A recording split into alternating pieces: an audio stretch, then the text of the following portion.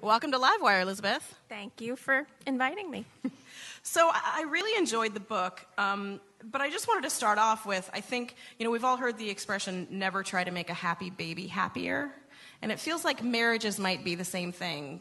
Really, maybe Don't try to make a happy spouse happier. Or a happy marriage happier. Don't poke at it if it's working. Yeah, I didn't really learn that lesson. Did you not? I skipped that one. Yeah. What made you want to do this? Well, as you were in your kind introduction, I realized I was being a strangely lazy wife. I was not a really lazy person. Mm-hmm. I knew a lot about how I was supposed to be a good parent, and I tried to be a good writer, and I tried to be a good friend, and I wasn't trying. I mean, it was all good. It was pretty much all good. But once you realize you're not trying, if you're a trier, yeah, it kind of sticks with you. Well, and so one of the things that you did was go to therapy, and you did lots of things. And you did go to therapy, and you said in the book that most people go to therapy 6 years after they should have started. Yeah, there are these studies where the average couple is unhappy for 6 years before they go to see a therapist. And what are the results of that kind of putting off? Well, one of the psychologists who wrote about this used this very chilling analogy where he sort of writes about how it's basically like if you had a broken leg and you didn't go see a doctor for 6 years, and that the 6 years later, you're going to be so screwed up, like you're maybe going to have gangrene, you're going to lose your leg. And if you had just gone to the doctor, yeah, it would have been fine. Yeah, it's sort of like going when you very first feel a toothache. Yes, it's like dental things. Exactly. Yes. Exactly. So how was it for you guys to go to therapy for the first time? Well, I was a little anti-therapy, oddly, when I started the book. So, therapy's complicated, and therapy's awful a lot of the time. But in the long run, it was terrific. Although one of the more humbling things I learned was that I thought my husband was the crazy one in our marriage. And I learned that wasn't really true. Now, were you both crazy, or were you the crazy one? Well, no, he's definitely crazy. But I learned that I, too, perhaps, am somewhat crazy. What did you learn? What uncomfortable truth did you learn about yourself, aside from the crazy thing?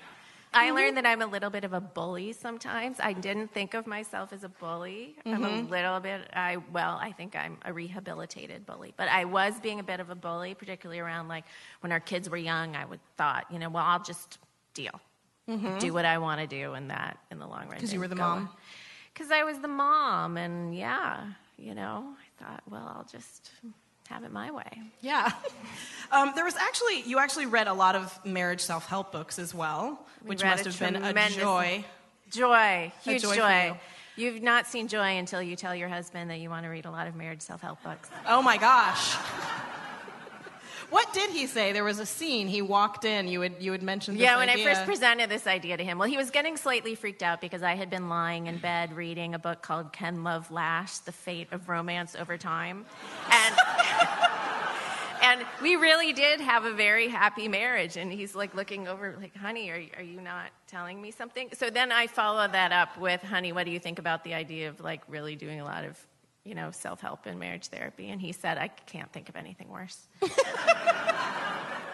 But you read a lot of marriage self-help books, and some of them were older, and there was one that was particularly funny that I was hoping that you would read. All right.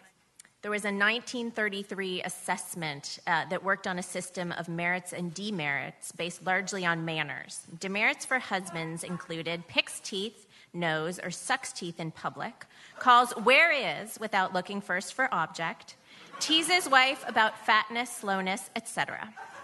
Merits included makes guests feel welcome, an interesting entertainer, well-liked by men, courageous, not a sissy. His children are pleased at his arrival home. The field of marriage assessment exploded in the wake of the IQ test developed during World War I. Choosing a mate based on desire, not demographics, was relatively new.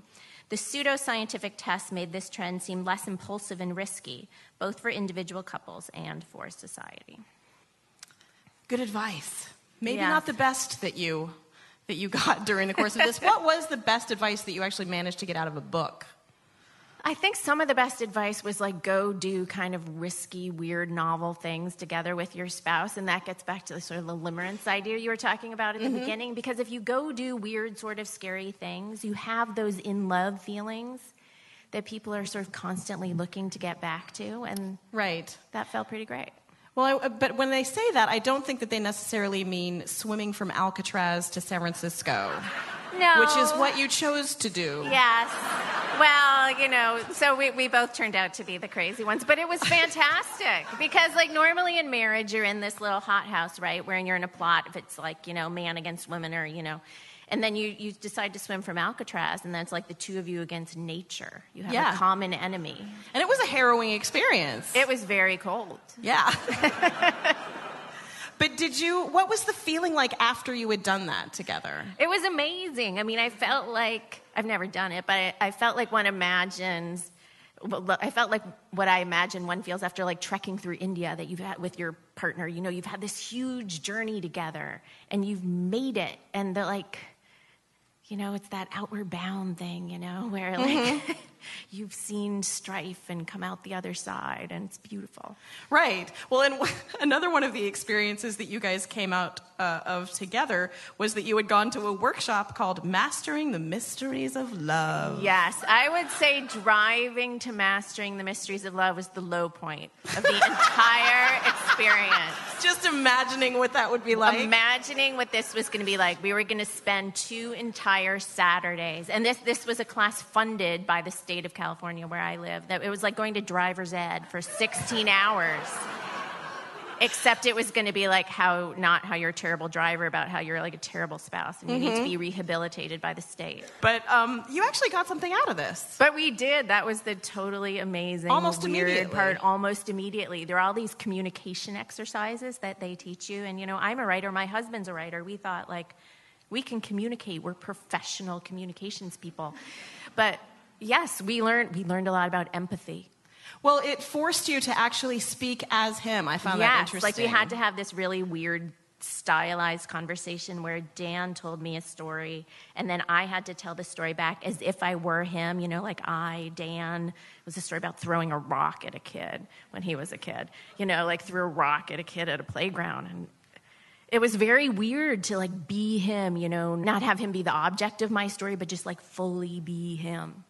Well, and it seems like so many of the things that you did just felt so wildly uncomfortable. And I think that it's so funny because I think that people aren't necessarily as afraid of what they're going to discover in a process like this as they are of how awkward it's all going to be. And it is awkward. That? Like change is awkward. It was awkward. Yeah.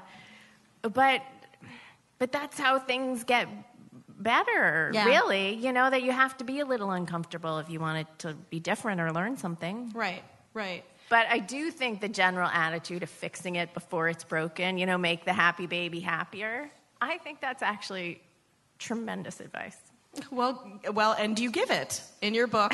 The book is No Cheating, No Dying. I Had a Good Marriage, Then I Tried to Make It Better. The author is Elizabeth Weil. Thank you so much for joining us. Thank you.